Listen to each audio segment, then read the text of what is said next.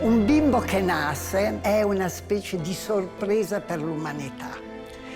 E secondo me è questo lo spirito col quale si debbono accogliere i bambini. I think the first few years is very much like building the frame of a house. So you're constructing the framework upon which everything else will develop. Babies learn more in the first 3 years of life than they will ever learn again. They learn more rapidly from 0 to 3 than they will learn from 10 to 13 or 20 to 23 or 30 to 33. A importância dos primeiros dias, essa preocupação da pediatria e da sociedade moderna, dos psicólogos, em relação a esse período de vida, se deve principalmente a uma fase crítica de desenvolvimento cerebral e desenvolvimento das relações da criança com a sociedade. There are critical periods in development where the brain's structures are just waiting for the environment to show how does this culture do things. What is forming in those early weeks and months? What is firing the baby's brain? It's nothing less than a sense of self. How does it feel to be me? How does it feel to be human? What is this? This life, what is this? That's what's forming our sense of self and our sense of the world.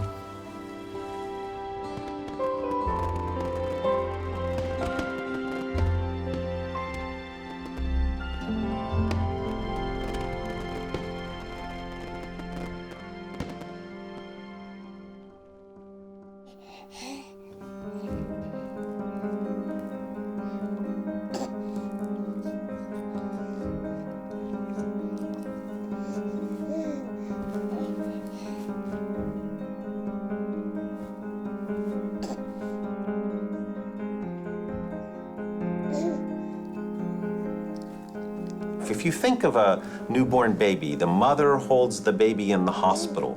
You have a red, wrinkly little baby you are holding in your arms. They can barely hold up their head.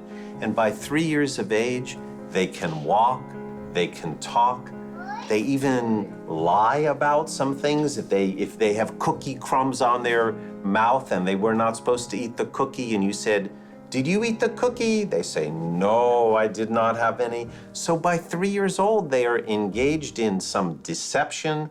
They're engaged in empathy for others. If you hurt yourself, a little 3-year-old can come over and pat you on the shoulder and want to help you. So babies learn a tremendous amount in the first 3 years of life, and scientists all over the world are in a race to try to figure out how the young brain can learn so rapidly. It's very magical time and very important for the rest of life. 30 years ago, even philosophers and psychologists and psychiatrists thought that babies were irrational, they were egocentric, they were amoral, they didn't understand cause and effect, they couldn't take the perspective of another person. And in the past 30 years, our science has taught us that everything is exactly the opposite. Even the very, very youngest babies both know more and learn more than we ever would have thought was possible before.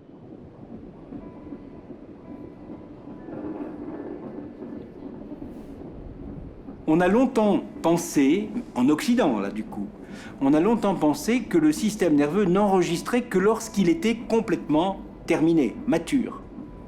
Eh bien, en cours de transformation, il enregistre déjà. Évidemment, il n'enregistre pas les mêmes choses que ce qu'il enregistrera quand il sera mûr. Mais même en formation, le système nerveux enregistre les vibrations de l'environnement. Autrement dit, même les voies associatives fonctionnent avant même que le fœtus soit né. Komm her, Alfred, kleine Maus, was ist los? Ah, wo bist du? Wo bist du, Alfred? Nicht lachen. C'est-à-dire que même à travers l'utérus de la mère, le fœtus peut percevoir les vibrations des sons, à commencer par la voix de sa mère. Et donc tout ça s'enregistre, tout ça s'enregistre. In a full-term pregnancy, when a mom has gone to 40 weeks gestation, at birth that baby will recognize her mother's voice. And she does that based on the experience of having heard her mom talk when she was still a fetus. A gente não está falando de um ser só biológico. A gente está falando de um ser integral, psicossocial biológico, mesmo quando ele está intraútero. O bebê ele nasce com competências sensacionais para enganchar o outro numa relação de investimento afetivo tremendo que esse adulto vai ter que ter. Ele tem um olfato que nunca mais a gente vai reconhecer no ser humano. Por exemplo, o bebê é capaz de distinguir o cheiro do leite materno entre centenas de cheiros. Se você puser um pouco de leite materno de um lado do bebê, da mãe dele, e de outra mulher, ele vai N vezes procurar o leite da mãe. Se você troca, ele acha de novo. Ele conhece a voz da mãe, ele conhece os batimentos cardíacos da mãe. Quando ela encosta a criança no peito, o bebê fica mais tranquilo, porque ele consegue ouvir um som que já é familiar. Baby come into the world with some what we call biases or preferences, and they use them in their development. Érico, cadê o bebê da mamãe? Cadê? A newborn baby already has a pattern for a human face. Very interestingly, when our babies are first born, they are looking for a pattern that has 2 eyes, a nose, and a mouth. It may be a very abstract face that they have in mind, but they have that pattern in their mind and it draws them to other people.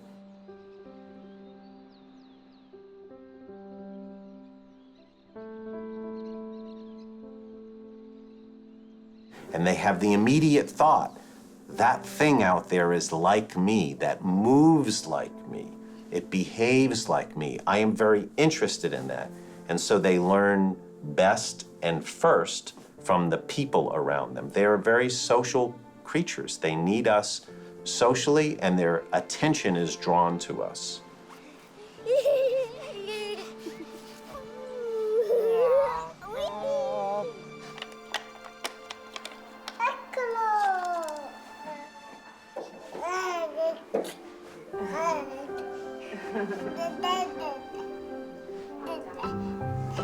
To me, you know what is so fascinating is you look at a child's face and it's so sweet and so innocent and so lovely.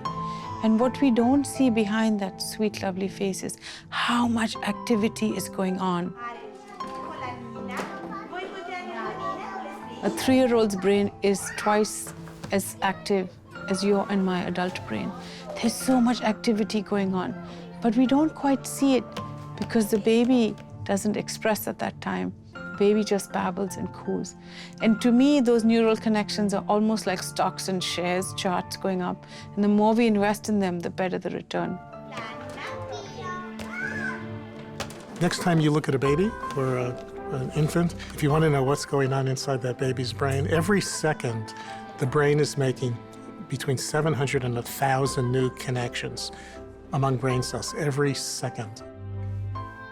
That is taking in all kinds of experiences, physical interactions, kind of the baby's sensations, how a baby is processing what's going on, what a baby hears, what a baby sees.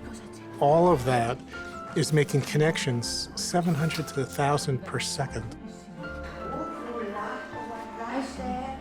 Don't underestimate how much is going on in the lives of young babies. Don't underestimate how much the brain is responding to everything that's going on around it in a positive way to build a strong foundation, or in a disrupted way to create a greater risk for problems later. Not a guarantee of problems, just a risk. Pour les bébés, ce qui serait fondamental pour favoriser un développement harmonieux de leur système nerveux, c'est de pouvoir les laisser rêver.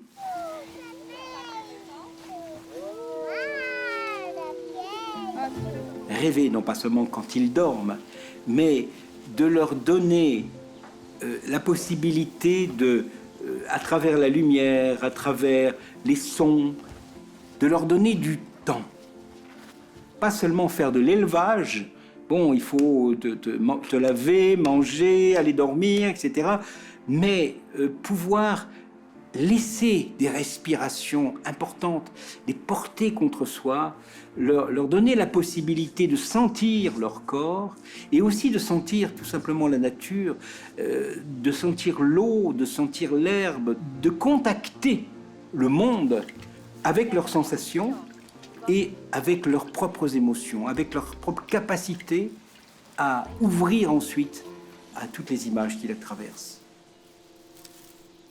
We often say that toddlers have trouble paying attention. What we really mean is that they have trouble not paying attention. So what they're doing is being very, very sensitive to all of the patterns of information, everything that is happening around them. And then they're taking that information and putting it to use to try to solve problems and figure out what's going on in the world.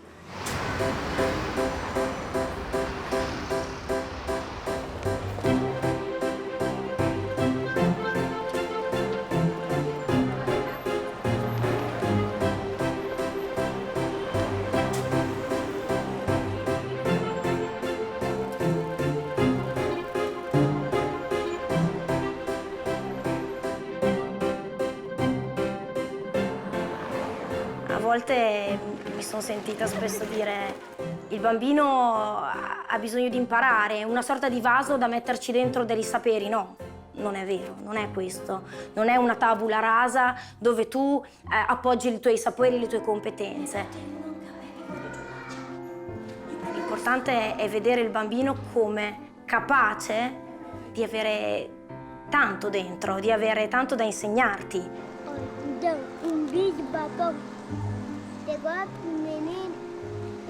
Watching children enjoy nature is extremely interesting for me because one of the things I notice is how observant they are.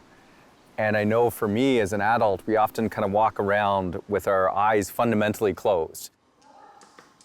We're just looking for things that we expect, and they will see things like a bird in a tree that I would never notice. And so they have a sense of observation and wonder that for me is quite inspirational. In the past 30 years, just speaking as scientists, our ideas about children have been completely revolutionized. Instead of thinking of them as being blank slates or living in a blooming, buzzing confusion, really, we're now realizing that they're the best scientists and the best learners that we know of in the universe.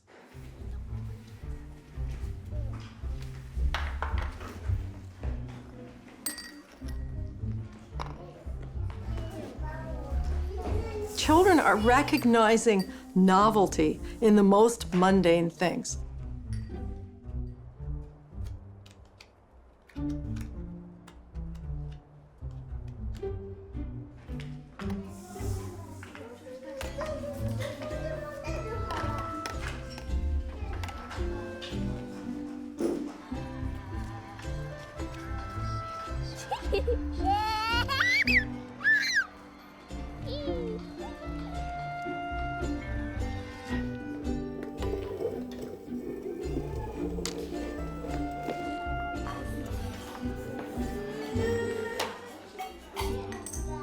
I've seen children in kitchen pounding different pots and pans because the sounds are different and understanding how they fit together. Or on the beach looking at sand. Sand is a miraculous thing.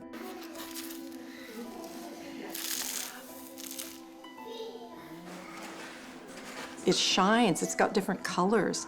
You know, it falls through your hands and you can build it into things. You can put it in flower pots and make castles. You can do all kinds of things.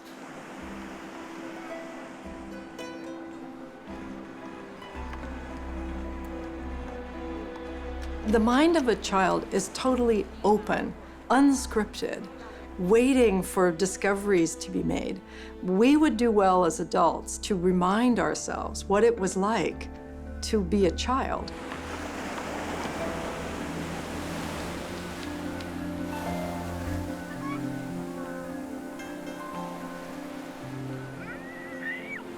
Watch any baby play or any toddler or preschooler, particularly babies and toddlers.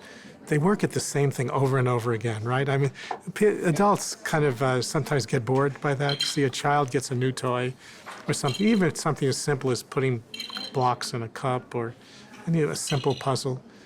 As soon as the child does it, the child wants to do it again, more, again, because there's this inborn drive for mastery.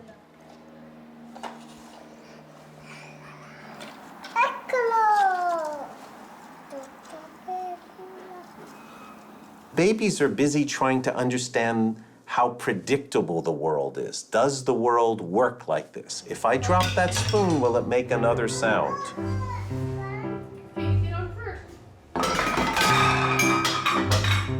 Sometimes they do experiments with us. If I drop the spoon, will my mother get excited again? The mother is saying, stop. The baby is thinking, this is wonderful. I understand my mother. I can get her to make this facial expression. And that is one of the reasons babies will repeat things over and over and over. We get tired of it. Babies are repeating it like little scientists, and they're thinking, I can repeat this experiment. Look, it works like this again. Isn't this the most wonderful thing? Those are things that we, of course, as adults take for granted, but those are things that we actually learned when we were babies. And the way we learned them was through doing these experiments that we call play.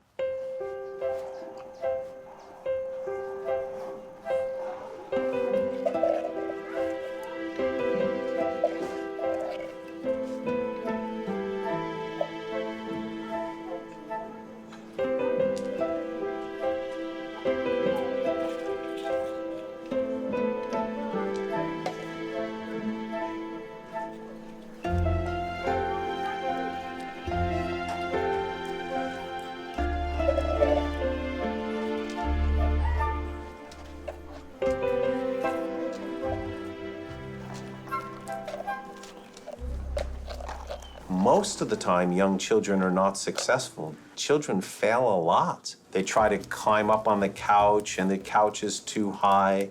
They try to feed themselves and things spill. And so we need to boost their self-esteem and make them feel good so they can go through life, which they have to keep going until they can succeed. Só tiquinho, tá? Pronto, fecha.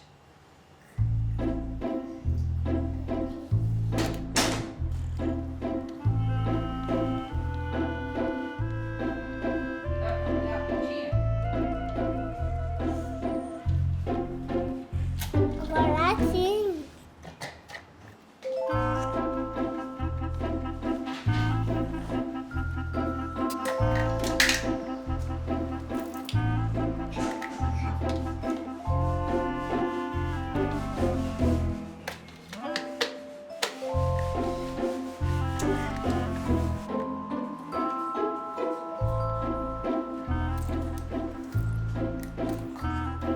Children with high self-esteem are willing to take some risks and chances about learning new things because they can be wrong, they can fail at something, and if they have strong self-esteem, they're strong enough to make it through that and still be curious and wanting to explore.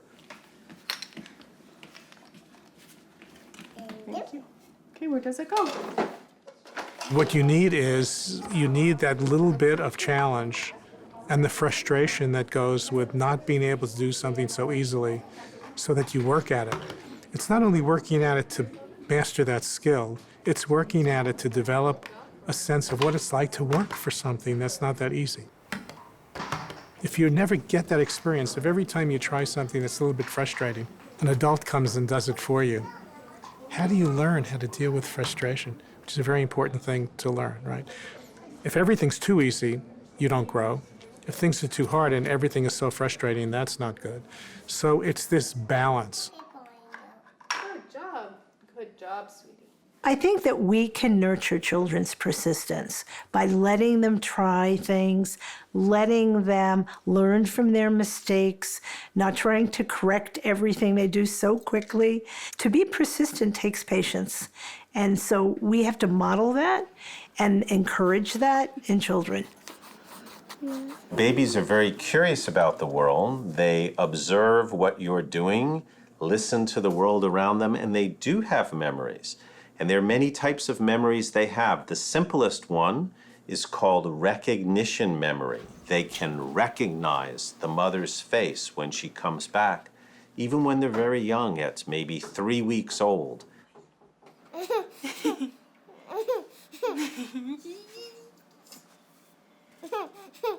But a different type of memory that takes them longer to develop is called recall memory.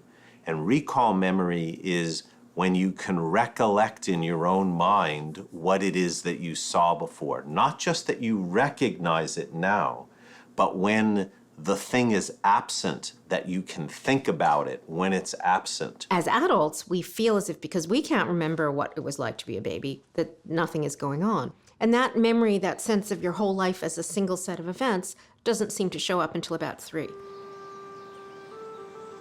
Ô Gael, quantos anos você tem agora? Quanto é isso? E antes, você tinha quantos anos? 1. E depois? 2. E depois? 3. E quantos anos você vai fazer no seu próximo aniversário? 4 vezes eu vou fazer depois 7 anos. Sério, filho? E depois? Depois eu vou ficar um adulto. The brain never stops developing until you die. If you're 100 years old and you learn something that you didn't know before, your brain makes new connections if you remember it the next day, right? But the most rapid period of brain development is in the first few years. But because it's so rapid and because it builds the foundation, that's why it's so important. Because everything that follows has to build on that foundation made in the first few years. Aurora, guarda cosa c'è lì sopra. You could think about the baby's brain as kind of like old Paris, where there were a million little tiny streets all wiggling around in different directions. So in the baby's brain, there's many, many different routes and possible connections from one neuron, one nerve cell to another nerve cell. What happens in development is that those pathways that are used a lot get maintained and strengthened, and the ones that aren't used just sort of disappear. So the adult brain looks much more like Paris after Monsieur Haussmann had tidied it up. So there's big boulevards, big straight roads that go from one place to another very quickly and very straightforwardly, but you don't have the kind of little side paths that you have in the baby's brain.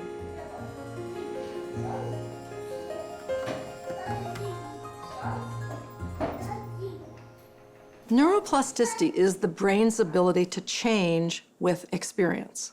So we think of children as being the most plastic brain in the universe, right? It is the most adaptable device, more than any machine, certainly more than adults. So that can be both good and bad. If your experience is full of, talk and relationship building and social understanding and play and imagination, your brain soars. You build expectancies related to those experiences. If your life is full of abuse, is full of scary experiences, of threats, of a lack of nutrition, many things can be threats to that brain's development.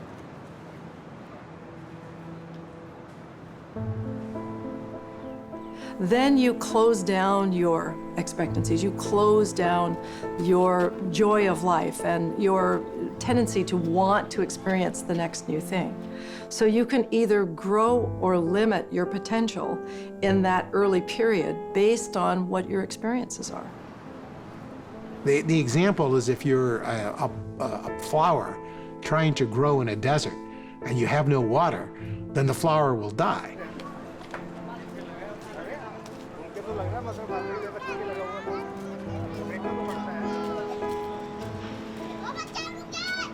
So whatever the flower, whatever is genetically programmed for the flower to grow will not manifest itself unless it gets the water. Or the water in this case is parenting, early life stimulation.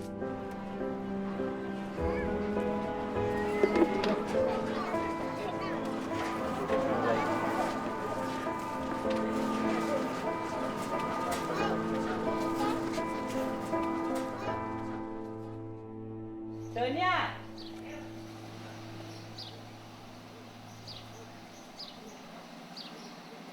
Tu tá aí?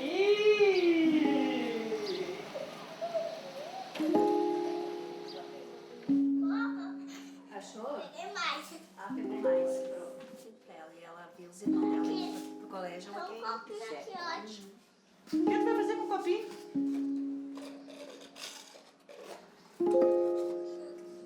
Ah, sim. Presta atenção, mãe.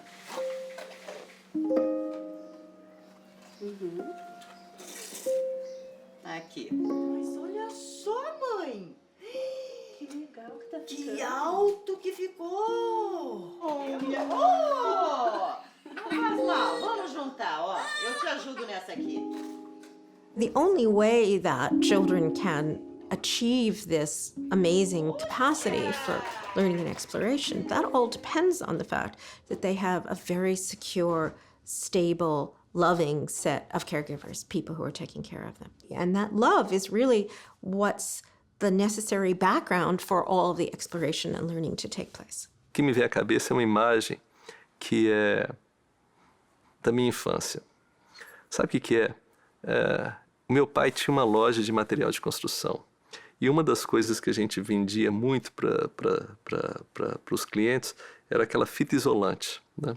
Então, para mim, o que é o afeto? O afeto é a fita isolante das ligações entre os neurônios. Uma vez que você tem a ligação entre os neurônios, vem o afeto e faz com que aquela ligação seja tão forte que ela nunca mais será desfeita.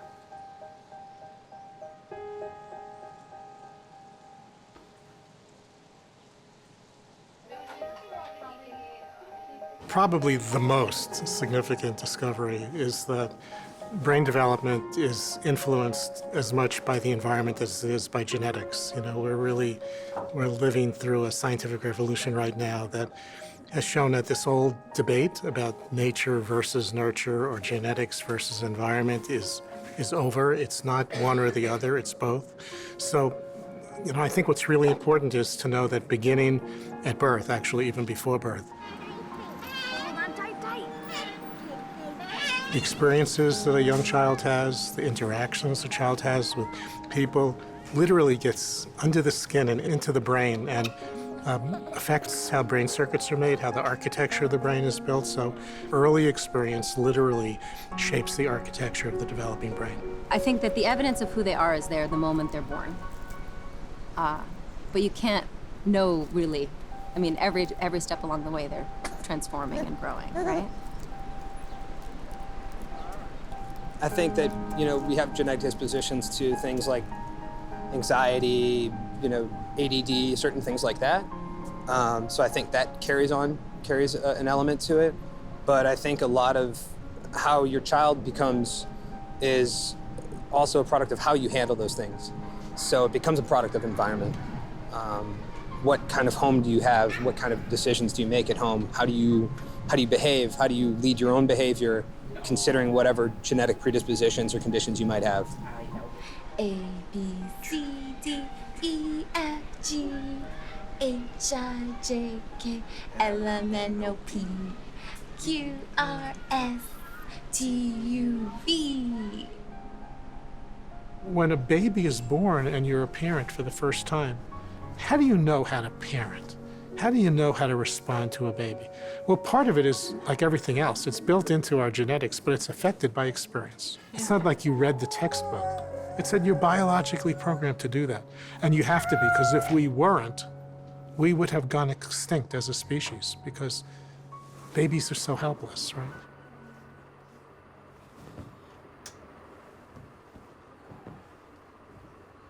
But how come some people, you put a baby in their arms, their own baby, and they don't make eye contact, and they don't respond, and the baby's doing all kinds of things to attract the parent's attention, and the parent isn't responding? And so people who don't know anything about this would say, look at that heartless, cruel, cold parent. Not even, how could you resist? I can't even resist this baby smiling and this person is not. Well, the answer is because it's very likely that when that person was a baby, whoever was caring for that baby did not respond in that way. And literally, this is the field of epigenetics. So the genes that affect that behavior are affected by experience, and there are chemical groups attached to some of these genes that actually affect gene expression that could affect your behavior. One of the things that drew me to the epigenetic story was studies of maternal behavior in Norwegian rats.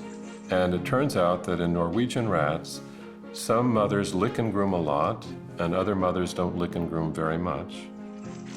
And if you had a high licking and grooming mother and you took her pup out very, very early, put her with a low licking and grooming mother, when the next generation came up, this pup was a low licker and groomer, just like the mother that raised her, not the biological mother. So it looked like the nurture pattern made more of a difference than the biological descent in terms of the DNA sharing and the rest of it. And so the same thing with humans who were severely deprived as babies or didn't have good attachments. Biologically, there's a difficulty in knowing how to attach to babies because it wasn't in your experience way back that you don't remember. Even though they love them, they just don't know how.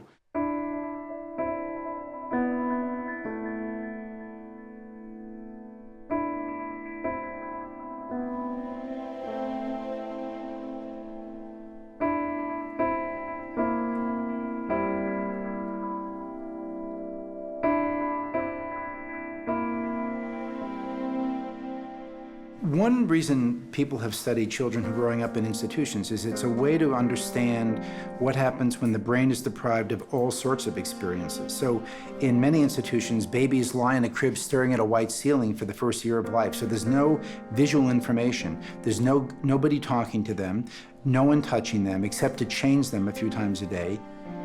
So the kind of deprivation that occurs in institutional environments leads to a whole cascade of effects. They have lower IQ, severe language problems, severe attachment problems. They don't know how to have a relationship with an adult. As they get older, they also don't know how to have a relationship with peers.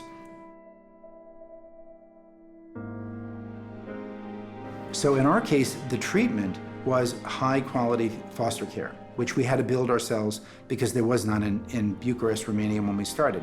So we studied a large number of kids when they were babies, and we did an extensive assessment on them in many domains, brain, cognition, language, and we've studied their development for the last 12 years in many, many different domains.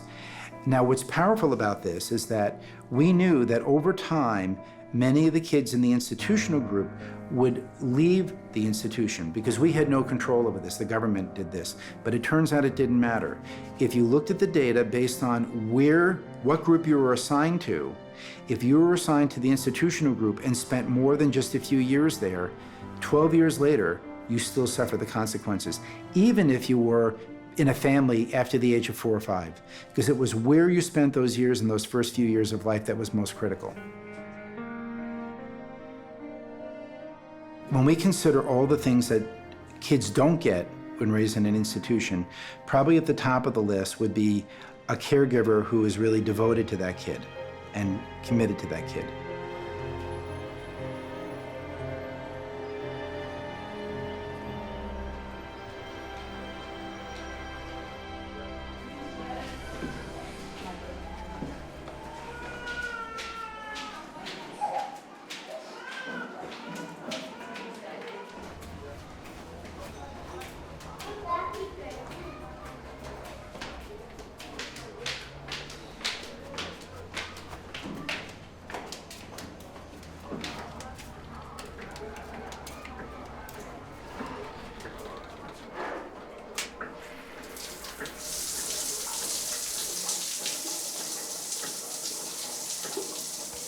A minha relação com o Isaías é maravilhosa, porque 6 horas já tá, eu acordo, eu só fico ele, quando eu olho pra trás já tá.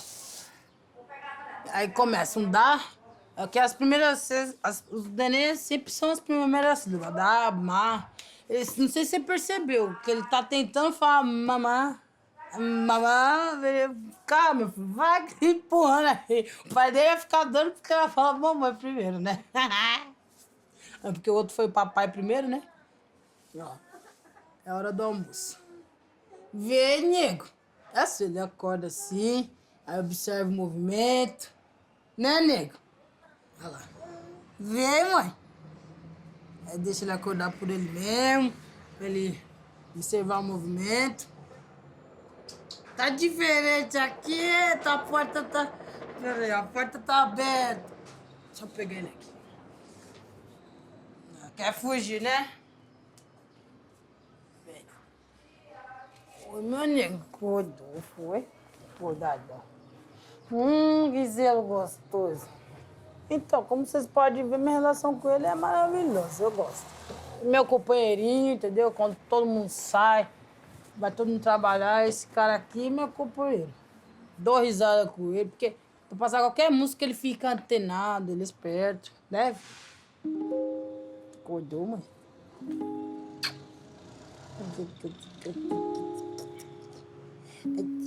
Cadê dedinho?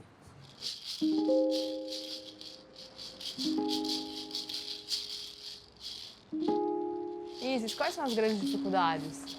Bom, a questão, assim, do emprego, entendeu? E, assim, no momento que eu tô começando devagarzinho a montar minhas coisas. Como vocês podem ver, não tenho uma cadeira, não tenho uma cama. Essas são minhas dificuldades mesmo, as prioridades. Porque eu acho que dentro de uma casa você deveria ter pelo menos um básico, né? O que você acha que é mais importante para ele nesse período da vida dele? A minha total segurança, né? Eu estando sempre lado a lado dele, entendeu? Se ele cair, eu levantar ele. É a minha segurança, pra ele ver que a mamãe tá aqui, né, nego?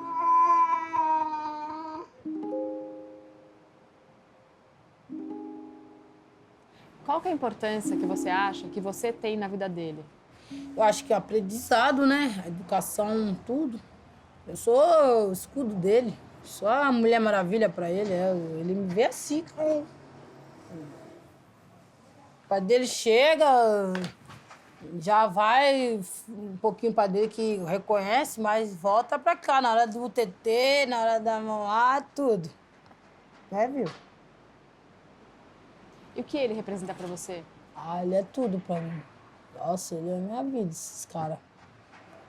Nossa, mato e morro pros meus filhos, cara. Nossa, eu faço do possível e do impossível por eles, mano.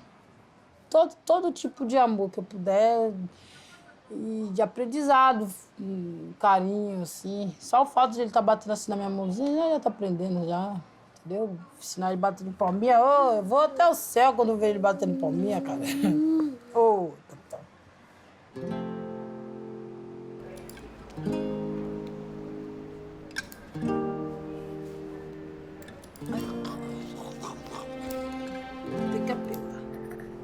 Vou ter que apelar, cara. Vou. Fazer o quê? Parents sometimes worry that they don't have the money, they don't have the time, they can't buy their children fancy toys and computers and iPads and iPhones. What I like to tell them it's not those toys. Don't worry about having those little technologies and being able to afford those things. It's you. You're the most important thing in that child's life. It's you. You're the best teacher. You're the first teacher. And it's the things that come for free. It's your words. It's your love. It's your play. It's that connection that you build between you and your child. That means all the difference in the world. That seeds the path for success in school and in life, and it's you. So as exhausting as it is to be a parent, and it is exhausting, it's the hardest job in the world, I think. But look at the power that you have to put your child on that trajectory for all of their lives.